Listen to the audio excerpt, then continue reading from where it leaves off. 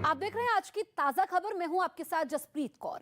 उत्तराखंड विधानसभा चुनाव के लिए कांग्रेस ने अपनी पहली लिस्ट जारी कर दी है। कांग्रेस ने पहली लिस्ट में 53 उम्मीदवारों के नाम का ऐलान कर दिया है, जबकि 17 सीटों पर अभी प्रत्याशियों के नाम का ऐलान नहीं किया गया है।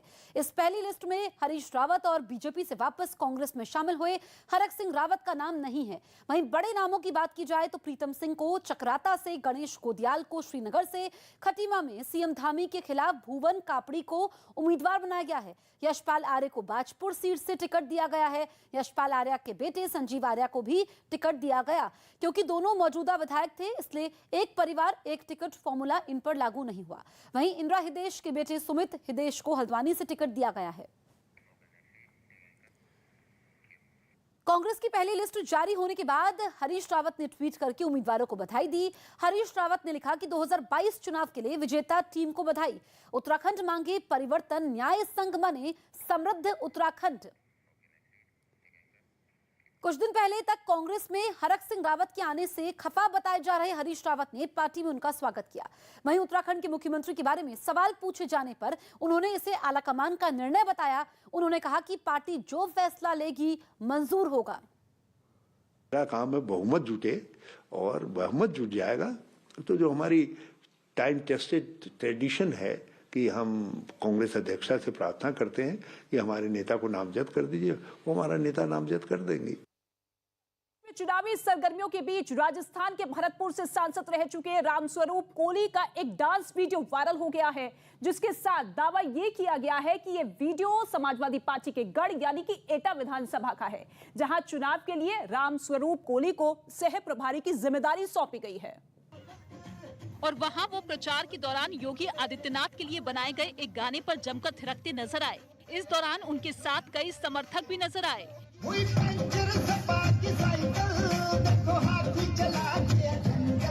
भगवा कुर्ते और सफेद धोती में पूर्व सांसद ने काफी देर तक यूं ही डांस किया, जिसका वीडियो सोशल मीडिया पर तेजी से वायरल हो गया। उनके इस जोरदार डांस को देखने के लिए वहां लोगों की भीड़ जुटी नजर आई। सीएम योगी आदित्यनाथ आज गाजियाबाद में चुनाव प्रचार करेंगे। आज दोपहर 12:30 बजे सीएम योगी गाजियाबाद के साहिबाबाद विधानसभा में घर घर संपर्क अभियान करेंगे। दोपहर 2 बजे गाजियाबाद के नगर निगम ऑडिटोरियम और नेहरू नगर में घर घर प्रचार करेंगे। चुनाव आयोग ने उत्तर प्रदेश के कुछ जिलों की डीएम और एसपी बदले। चुनाव आयोग ने फिरोजाबाद, बरेली और कानपुर के जिला अधिकारियों को हटा दिया, जबकि कौशाम्बी और फिरोजाबाद के एसपी को भी बदल दिया गया। कांग्रेस महासचिव प्रियंका गांधी ने यूपी में सीएम के चेहरे वाले बयान से यू टर्न ले लिया, जिस पर सियासी पारा चढ़ गया। ये नहीं कह रही हूँ कि मैं ही हूँ चेहरा, तो मैंने थोड़ा चिढ़ के कह दिया। जबकि एक दिन पहले यूपी में कांग्रेस की ओर से सीएम पद के चेहरे पर पूछे सवाल के जवाब में उन्होंने अपना नाम लिया था। आपको किसी और का चेहरा दिख रहा है? दिख तो रहा है ना सब जगह मेरा चेहरा। वहीं अपने बयान पर प्रियंका के इस यू टर्न के बहाने बीजेपी ने यूपी चुनाव में कांग्रेस के अभियान पर ही सवाल उठा दिए। खुद ही उससे पलट कर गई, तो साफ है मैं लड़की हूँ, मैं लड़ सकती हूँ, नारा उनका खोखला है। पूर्व प्रधानमंत्री एचडी देवेगौड़ा की कोरोना रिपोर्ट पॉजिटिव आई। इसके बाद वो घर में क्वारंटीन हो गए। उत्तर प्रदेश में आखिरकार जेडीयू और बीजेपी के बीच गठबंधन नहीं हो सका, जिसके बाद जेडीयू ने 26 विधानसभा सीटों के लिए लिस्ट जारी की, जहां से वो अपने उम्मीदवार उतारेगी। भरोसा करके इतने लंबे समय तक इंतजार किया, लेकिन भारतीय जनता पार्टी की तरफ से कोई सकारात्मक जवाब नहीं आया। उत्तर प्रदेश की राजधानी लखनऊ से बीजेपी ने पिछले 5 सालों की उपलब्धियां जनता तक पहुंचाने के लिए 403 एलईडी रथों को रवाना किया। बताया गया कि इनमें लगे स्क्रीन की मदद से प्रदेश की हर विधानसभा सीट तक पार्टी अपनी बात पहुंचाएगी। बीजेपी प्रदेश कार्यालय में मौजूद हूं और यहां पर देखिए लगातार यहां पर 403 जो चुनावी रथ हैं वो यहां पर लगाए गए हैं। इस मौके पर मुख्यमंत्री योगी आदित्यनाथ के साथ केंद्रीय मंत्री अनुराग ठाकुर और प्रदेश अध्यक्ष स्वतंत्र देव सिंह ने इन रथों को हरी झंडी दिखाकर रवाना किया। हमने जो कहा सो करके दिखाया, हमने विकास सबका किया, लेकिन तुष्टीकरण के लिए कोई जगह नहीं। हालांकि इस प्रचार अभियान पर बीजेपी से समाजवादी पार्टी में शामिल हुए स्वामी प्रसाद मौर्य ने तंज कसा। उन्होंने दावा किया कि चुनाव में समाजवादी पार्टी बीजेपी पर भारी पड़ेगी। साइकिल घर घर में है, जन जन में है, हर गांव में है, इसलिए जब हर साइकिल निकल जाएगी तो उनका एलईडी रथ अपने आप फेल हो जाएगा। लद्दाख के करगिल में 4 तीव्रता के भूकंप के झटके महसूस किए गए। राजस्थान के जोधपुर से हैरान करने वाला वीडियो सामने आया। वहां 3 नकाबपोश बदमाश हथियार लेकर दिन दहाड़े गहनों की एक दुकान में लूट के इरादे से घुस गए, लेकिन दुकान के मालिक की बहादुरी की वजह से बदमाशों को उल्टे पांव भागना पड़ा। ये पूरी घटना वहां लगे सीसीटीवी कैमरे में रिकॉर्ड हो गई, जिसमें 3 नकाबपोश बदमाश लूटपाट करने के लिए गहनों की दुकान में घुसते दिखाई दिए। उनमें एक बदमाश के हाथ में पिस्तौल भी नजर आई। दुकान में दाखिल होते ही उन बदमाशों ने दुकान के मालिक राहुल सोनी पर पिस्तौल तान दी और उससे सोना निकालने की धमकी दी, लेकिन उनकी धमकी से डरने के बजाय राहुल अकेला ही उनसे भिड़ गया। ये देखकर सारे बदमाश बौखला गए और उन्होंने राहुल के साथ मारपीट शुरू कर दी। लूट में नाकाम रहने के बाद तीनों बदमाश वहाँ से भाग खड़े हुए, लेकिन इस छीना झपटी में उन बदमाशों ने राहुल के गले की सोने की चेन तोड़ दी। तीनों आदमी मेरे साथ मारपीट करने लगे, जितने मैं उनको बाहर धकेलने के लिए बाहर आया, उन्होंने मुझे नीचे गिरा के मेरे साथ मारपीट चालू की। दुकान से भागने के बाद वो तीनों बदमाश पास में ही खड़ी गाड़ी में सवार होने लगे। इस बीच राहुल भी उनके पीछे भागता हुआ वहां आ पहुंचा और उसने उन्हें रोकने की कोशिश की, लेकिन तीनों बदमाश पहले से स्टार्ट कार में सवार होकर भाग निकले। गले में पहले सोने की चेन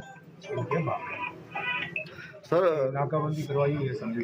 राहुल की बहादुरी ने लूट की एक बड़ी वारदात को टाल दिया, लेकिन बदमाशों की मारपीट की वजह से वो घायल हो गया। वहीं इस मामले में पुलिस ने केस दर्ज कर लुटेरों की तलाश शुरू कर दी।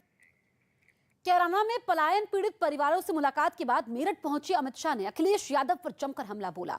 इस दौरान उन्होंने अखिलेश सरकार की जमकर कमियां गिनाई और अखिलेश पर जमकर निशाना साधा। साथ ही अमित शाह ने 6 विधानसभा सीट पदाधिकारियों और उम्मीदवारों से भी मुलाकात करके उन्हें जीत का मंत्र दिया। भारतीय जनता पार्टी की सरकार 18 बड़ी योजनाएं लेकर आई है। जो योजनाएं चालू हो गई है 60 साल से लटकी थी। 4 का तो भूमि पूजन नेहरू जी ने किया था, ये राहुल बाबा उनकी चौथी पीढ़ी है, मगर योजना पूरी नहीं हुई थी। मोदी जी ने सब योजनाओं को चालू किया है। प्रत्याशी मत देखिएगा, विधानसभा मत देखिए, कौन मंत्री कौन मुख्यमंत्री मत देखिए, मोदी जी के सामने देखिए, भारत माता का मानचित्र नजर के सामने रखिए और कमर पर थप्पा लगाकर भारत माता की जय। मोदी जी देश के प्रधानमंत्री बने 5 अगस्त 2019 को एक ऐतिहासिक बिल लेकर मैं संसद के सामने गया, धारा 370 को समाप्त करने का, 35A को समाप्त। आप मुझे बताइए, कश्मीर देश का अभिन्न अंग बनना चाहिए या नहीं बनना चाहिए? बनना चाहिए या नहीं बनना चाहिए? अब ये सपा बसपा कांग्रेस को पूछेगा आपका वोट कहां था उस दिन और क्यों था? सपा बसपा कांग्रेस ने धारा 370 हटाने के खिलाफ वोट दिया क्योंकि उनको अपनी वोट बैंक प्यारी थी। हमने धारा 370 को उखाड़कर फेंक दिया क्योंकि हमें भारत माता। गोली किसने चलाई थी? कार सेवकों पर गोली किसने चलाई? डंडे किसने लगाए? छोड़िए, सब जानते हैं, मैं तो अखिलेश जी को पूछ रहा हूँ। गृह मंत्री अमित शाह ने पश्चिमी उत्तर प्रदेश की कैराना विधानसभा सीट से अपने चुनावी अभियान का शंखनाद किया। बीजेपी ने कैराना से हिंदू परिवारों के पलायन के मुद्दे को इस बार भी अपने प्रचार अभियान में तवज्जो दी और इसी के तहत अमित शाह ने वहां डोर टू डोर कैंपेन किया। इस दौरान फूल बरसाकर उनका जोरदार स्वागत किया गया और एक बच्ची ने उन्हें चुनरी पहनाकर सम्मानित किया, जिसके बाद अमित शाह ने भी बच्ची को दुलार किया। यही नहीं, एक घर के बाहर तो एक बच्चा एक प्लेट में मिठाई लेकर उनका इंतजार करता दिखा। अमित शाह ने प्लेट से मिठाई उठाकर बच्चे को खिलाई। इस दौरान वहां पीएम मोदी और अमित शाह के समर्थन में नारेबाजी भी होती रही। अमित शाह भी लगातार हाथ हिलाकर लोगों का अभिवादन करते रहे। अमित शाह ने कैराना में घर घर जाकर बीजेपी उम्मीदवार मृगांका सिंह के समर्थन में प्रचार भी किया और योगी सरकार के कामों की जानकारी देने के लिए पर्चे भी बांटे। और इसके बाद अमित शाह ने कैराना में उन परिवारों से मुलाकात भी की जिन्होंने आरोप लगाया था कि इलाके के दबंगों के डर से उन्हें अपने परिवार के साथ कैराना से पलायन करना पड़ा था। और इन लोगों से मुलाकात के बाद अमित शाह ने कैराना से पलायन रोकने के लिए योगी सरकार के काम की तारीफ की। जब राउंड लेने निकला, उन्होंने कहा योगी जी ने कानून और व्यवस्था को सुधारा है, हमें पलायन करने वाले पलायन कर गए। जिन पीड़ित परिवारों से अमित शाह ने मुलाकात की, उनमें एक परिवार ने बताया कि 2014 में वो डर की वजह से पलायन कर चुके थे और 2017 में वापस लौटे। उन्होंने अमित शाह की ओर से हर संभव मदद का भरोसा मिलने की भी बात कही। हमारी पीड़ा को उन्होंने समझा और हमारी पीड़ा का साझा करने का आश्वासन दिया। वहीं अमित शाह ने यूपी में कानून व्यवस्था बनाए रखने के लिए दोबारा बीजेपी को जीत दिलाने की अपील की। कैराना से समाजवादी पार्टी के उम्मीदवार नाहिद हसन की बहन ने इकरा हसन ने पलायन के आरोपी को खारिज कर दिया है, तमाम आरोपों को खारिज किया है और बीजेपी पर इसे बेवजह मुद्दा बनाने का आरोप लगाया है। एक दो फैमिलीज हैं जो अपने इकोनॉमिक उसके बेटरमेंट के लिए यहाँ से गए थे, तो it's not an issue as I said, और इससे कोई फर्क ऑन ग्राउंड नहीं पड़ेगा। बीजेपी के वरिष्ठ नेता लक्ष्मीकांत वाजपेयी ने न्यूज 18 से बातचीत में दावा किया कि यूपी में एक बार फिर से योगी सरकार आ रही है। केंद्रीय गृह मंत्री अमित शाह पश्चिमी उत्तर प्रदेश को मथ रहे हैं। आज वो कैराना पहुंचे और मेरठ भी आए। मेरठ से उन्होंने साफ संदेश पश्चिमी उत्तर प्रदेश के मतदाताओं को देने की कोशिश की है कि पश्चिमी उत्तर प्रदेश के मतदाता भाजपा की नीतियों और भाजपा की योजनाओं को ध्यान में रखकर वोट दें। हमारे साथ खास बातचीत के लिए मौजूद हैं डॉक्टर लक्ष्मीकांत वाजपेयी जी। स्वागत है आपका न्यूज 18 पर। सर, क्या कहेंगे, आज पश्चिमी उत्तर प्रदेश से, मेरठ से, क्रांति की धरती से क्या संदेश दिया अमित शाह ने? उन्होंने योजनाओं के बारे में जानकारी नहीं दी, जानकारी देने में सफलता हासिल की है। 5 साल की बसपा की सरकार और सपा की सरकारें जो पिछले दिनों रही हैं, उनके कार्यकाल में जनता से जुड़े हुए बिंदुओं पर हुए काम और अपने 5 साल के योगी सरकार के काम जो केंद्र की मोदी सरकार के समर्थन से हुए, उसके बारे में विस्तार से तुलनात्मक विवरण देने का काम किया। और प्रबुद्ध जनों की बैठक में इसलिए किया कि प्रबुद्ध जन ओपिनियन मेकर होते हैं, ये ओपिनियन बनाएंगे और जनता में हमारा विश्वास बढ़ेगा। कैराना में उन्होंने बोला कि पलायन करने वाले पलायन कर गए, इसका क्या मैसेज है? साफ तौर पर मैसेज है कि रहना होगा तो कानून के हिसाब से, और कानून के हिसाब से नहीं रहना तो कम से कम उत्तर प्रदेश की सीमा खाली कर दो। डॉक्टर साहब, अभी मेरठ में अमित शाह जी ने बोला कि आप ये मत देखिए कि विधानसभा में प्रत्याशी कौन है, मुख्यमंत्री कौन है, और सिर्फ भारत माता की तस्वीर। कायदे की बात है, कमल का फूल हमारा मुख्यमंत्री, कमल का फूल हमारा विधायक, कमल का फूल हमारी सरकार।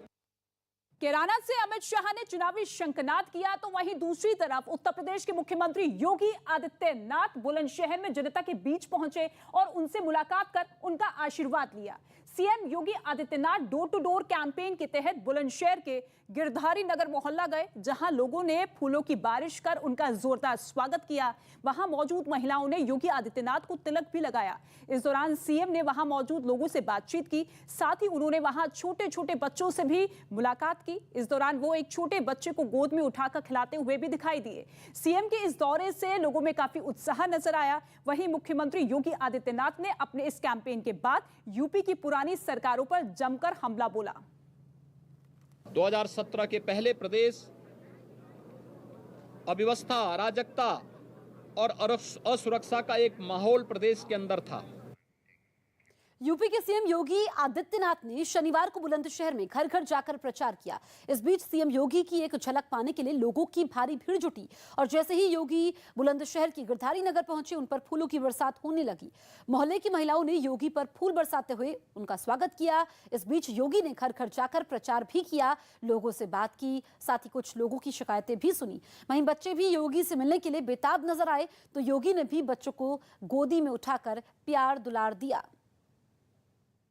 सभी लोग अपना आशीर्वाद बना के रखिए, भारतीय जनता पार्टी और सभी लोग वोट देने जरूर निकलेगा। समाजवादी पार्टी के नेता आजम खान ने अंतरिम जमानत की मांग की है। करीब 2 साल से सीतापुर की जेल में बंद समाजवादी पार्टी के नेता आजम खान ने यूपी विधानसभा चुनाव में प्रचार करने के लिए सुप्रीम कोर्ट में याचिका दाखिल कर अंतरिम जमानत की मांग की है। बिहार की बलिया में पुलिस ने गाड़ी से अवैध शराब की 152 पेटी बरामद करते हुए एक आरोपी को गिरफ्तार कर लिया। बरामद शराब की कीमत 18 लाख रुपए बताई जा रही है। दिल्ली में कोरोना के मामले कम होने का नाम नहीं ले रहे। दिल्ली में पिछले 24 घंटे में 11,486 नए कोरोना केस पाए गए, जबकि 45 मरीजों की मौत हो गई। यूपी के प्रतापगढ़ में एशिया के सबसे लंबे आदमी धर्मेंद्र समाजवादी पार्टी में शामिल हो गए। अखिलेश यादव ने धर्मेंद्र को पार्टी में शामिल करवाया। धर्मेंद्र की लंबाई 8 फीट 2 इंच है और उनका नाम Guinness book of world record में भी दर्ज है। जम्मू कश्मीर के रामबन में भारी बर्फबारी से कई इलाकों की बिजली गुल होने से लोगों की मुश्किलें बढ़ गई। मध्य प्रदेश के होशंगाबाद में एक दुकान में आग लगने के बाद उसकी चपेट में एक मकान भी आ गया, जिससे दुकान और मकान दोनों का लाखों का सामान जलकर राख हो गया। चुनाव आयोग ने पहले और दूसरे चरण के चुनाव के लिए शर्तों के साथ रैली की मंजूरी दे दी है। चुनावी राज्यों के अधिकारियों के साथ बैठक के बाद जारी चुनाव आयोग के आदेश के मुताबिक उत्तर प्रदेश में 10 फरवरी को होने वाले पहले चरण के मतदान के लिए 28 फरवरी से रैली करने की इजाजत होगी, जबकि 14 फरवरी को उत्तर प्रदेश में दूसरे चरण और उत्तराखंड, गोवा में एक चरण में होने वाले मतदान के लिए भी यह आदेश लागू होगा। और 14 फरवरी को होने वाले मतदान के लिए राजनीतिक दल 1 फरवरी से खुली जगह पर छोटी रैली कर सकेंगे, जिनमें 500 से ज्यादा लोग शामिल नहीं हो सकेंगे। इन रैलियों के लिए जगह तय करने का अधिकार जिला निर्वाचन अधिकारी के पास रहेगा। इसके अलावा अब डोर टू डोर कैंपेन में 5 की जगह 10 लोग शामिल हो सकेंगे। हालांकि रोड शो और बड़ी रैलियों पर 31 जनवरी तक पाबंदी जारी रहेगी। कोलकाता में बीजेपी के कार्यकर्ता की दुकान में तोड़फोड़ के बाद वहां जमकर बवाल हुआ, जिससे पूरे इलाके में तनाव पसर गया। यह घटना तब हुई जब बीबी बागान इलाके में महादेव वसाक नाम के बीजेपी कार्यकर्ता ने अपनी नई दुकान खोली, लेकिन इलाके में रहने वाले कुछ लोगों ने अवैध तरीके से दुकान बनाने का आरोप लगाकर उसमें तोड़फोड़ कर दी। लेकिन बवाल तब बढ़ गया जब विरोध कर रहे लोगों ने उस जिले के बीजेपी युवा मोर्चा के सचिव जय पर पुलिस की मौजूदगी पर हमला बोल दिया। उन लोगों ने बीजेपी नेता की गाड़ी पर बड़े बड़े पत्थर फेंकने शुरू कर दिए। इस दौरान वहां मौजूद पुलिस वालों ने उन्हें रोकने की कोशिश की, लेकिन वो नहीं माने। इस बीच कुछ लोगों ने कार के पिछले शीशे को भी तोड़ दिया। यही नहीं, कुछ लोगों ने सड़क किनारे खड़े एक स्कूटर पर भी अपना गुस्सा निकाला। बताया गया कि बीजेपी नेता जय पार्टी कार्यकर्ता महादेव वसाक की दुकान पर हमले के बाद वहां पुलिस लेकर पहुंचे थे। इसके बाद उन्होंने बवाल कर रहे लोगों को समझाने की कोशिश की, लेकिन उन लोगों ने उनसे धक्का मुक्की शुरू कर दी। कई लोग तो पुलिस वालों से भी उलझ गए। आरोप है कि इस बीच हालात संभालने में जुटे पुलिस वालों के साथ कई लोगों ने हाथापाई की। পুলিশের সামনে আমাকে হেনস্থা করা হয়, আমার গাড়ি ভাঙচুর করা হয়, আমার সাথে যারা গেছিল তাদের মারধর করা হয়। काफी देर तक वहां हंगामा होता रहा, जिसकी वजह से पूरे इलाके में तनाव फैल गया। वहीं इलाके में तनाव को देखते हुए प्रशासन ने वहां पुलिस के जवानों को तैनात कर दिया। गुजरात के मेहसाना से हैरान करने वाला एक वीडियो सामने आया है। वहां एक शादी समारोह में ढोल बजाने वालों पर नोटों की बारिश कर दी गई। बताया गया है कि मेहसाना के लिंच गांव में शादी ब्याह में शगुन के तौर पर ढोल वालों को पैसे देने का रिवाज है, जिसके चलते एक शख्स ने ढोल बजाने वालों के आगे नोटों का ढेर लगा दिया। वीडियो में दिखा कि एक आदमी ने नोटों से भरा एक बड़ा सा थैला ढोल वालों के सामने लाकर पलट दिया, जिससे वहां हर तरफ नोट ही नोट बिखर गए। इन नोटों में ज्यादातर 10 रुपए के नोट थे। इतने सारे नोटों को देखकर ढोल वालों ने भी जमकर ढोल बजाना जारी रखा। इस दौरान ढोल वाला आदमी इतना खुश दिखा कि पैसों के ऊपर से फांद कर ढोल बजाता रहा। ये नजारा देखने के लिए वहां लोगों की भीड़ भी जमा हो गई।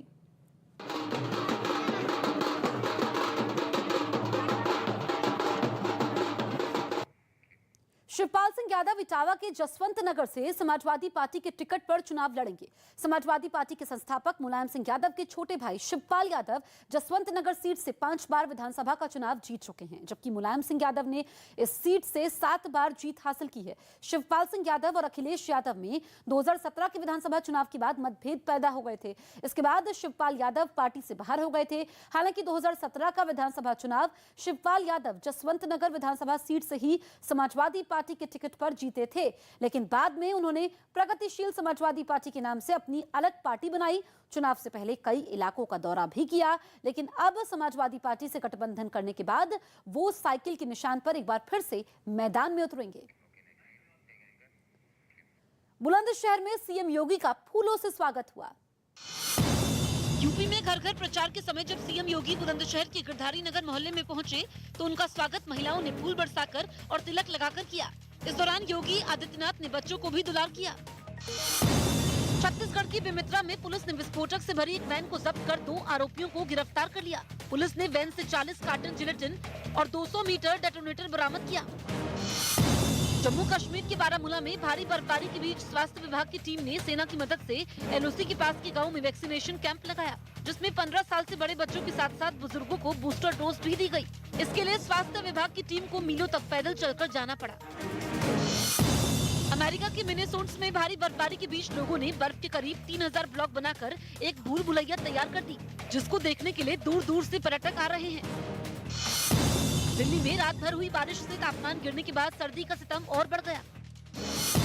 छत्तीसगढ़ के नक्सल प्रभावित इलाकों में बीएसएफ अब सुपर फाइटर गाड़ियों से गश्त लगाएगी। बॉर्डर पर तैनात होने वाली 10 माइंस गाड़ी बीएसएफ को सुपुर्द की गई, जिससे बीएसएफ की ताकत कई गुना बढ़ जाएगी।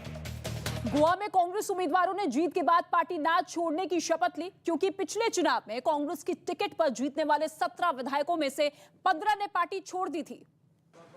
जिससे सबक लेते हुए इस बार कांग्रेस अपने सभी 36 उम्मीदवारों को अलग अलग धार्मिक स्थलों पर ले गई और उन्हें जीत के बाद पार्टी नहीं छोड़ने की शपथ दिलवाई गई। कांग्रेस ने इस पहल को चुनाव से पहले जनता के बीच कांग्रेस उम्मीदवारों को लेकर संदेह दूर करने की पहल बताया। We have tried to remove any doubts in the minds of the public. Congress के इस कार्यक्रम के दौरान पी चिदम्बरम और दिगंबर कामत समेत गोवा कांग्रेस के तमाम बड़े नेता मौजूद रहे। बीजेपी में शामिल होने के बाद मुलायम सिंह यादव की बहू अपर्णा यादव ने गृह मंत्री अमित शाह से मुलाकात की। अपर्णा यादव ने इस मुलाकात की एक तस्वीर भी शेयर की और इस मुलाकात को शिष्टाचार भेंट बताया। इससे पहले बीजेपी में शामिल होने के बाद अपर्णा यादव ने मुलायम सिंह यादव के पैर छूकर उनका आशीर्वाद भी लिया था। यूपी की बरेली कैंट विधानसभा सीट से कांग्रेस उम्मीदवार सुप्रिया एरन ने समाजवादी पार्टी का दामन थाम लिया है। उनके पति और कांग्रेस के पूर्व सांसद प्रवीण एरन ने भी समाजवादी पार्टी की सदस्यता ले ली। और लखनऊ में समाजवादी पार्टी के मुखिया अखिलेश यादव ने ताली बजाकर उनका पार्टी में स्वागत किया। मैं दोनों लोगों को बहुत बहुत बधाई और शुभकामनाएं देता हूं। समाजवादी पार्टी में आज शामिल होने से समाजवादी पार्टी की ताकत बढ़ेगी। यही नहीं, सुप्रिया एरन के समाजवादी पार्टी में शामिल होने के साथ ही पार्टी ने उन्हें बरेली कैंट सीट से टिकट देने का ऐलान कर दिया। उत्तर प्रदेश बीजेपी अध्यक्ष स्वतंत्र देव सिंह ने ट्वीट करके कहा कि पश्चिमी यूपी में 80 बनाम 20 का चुनाव है। 80% चौधरी चरण सिंह के अनुयायी बनाम 20% जिन्ना के अनुयायी हैं। तो स्वतंत्र देव सिंह ने अपने ट्वीट में लिखा कि पश्चिमी यूपी में 80 बनाम 20 का चुनाव है। 80% चौधरी चरण सिंह जी के अनुयायी बनाम 20% जिन्ना के अनुयायी।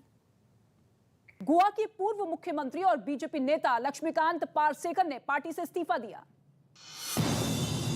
टिकट न मिलने से नाराज चल रहे गोवा के पूर्व मुख्यमंत्री और बीजेपी के बड़े नेता लक्ष्मीकांत पार्सेकर ने पार्टी से इस्तीफा दे दिया।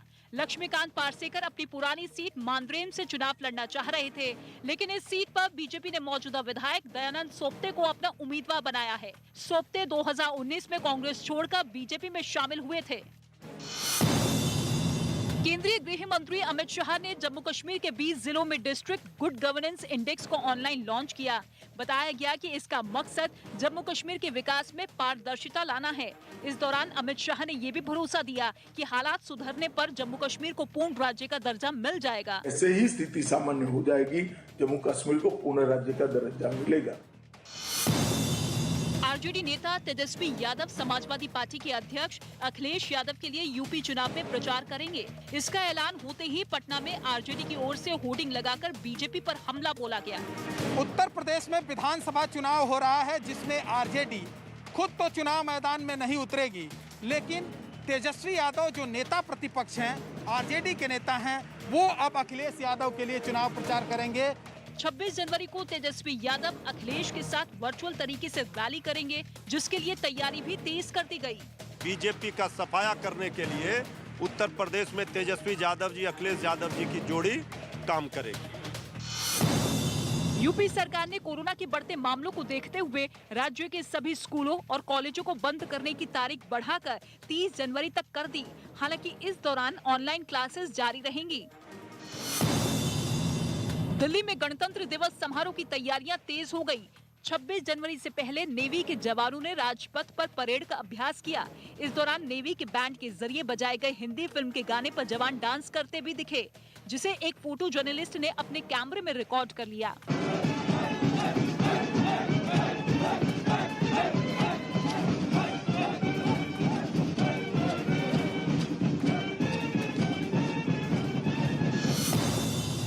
बीएसपी प्रमुख मायावती ने यूपी विधानसभा के लिए दूसरे चरण के 55 में से 51 सीटों पर अपने उम्मीदवारों की घोषणा कर दी।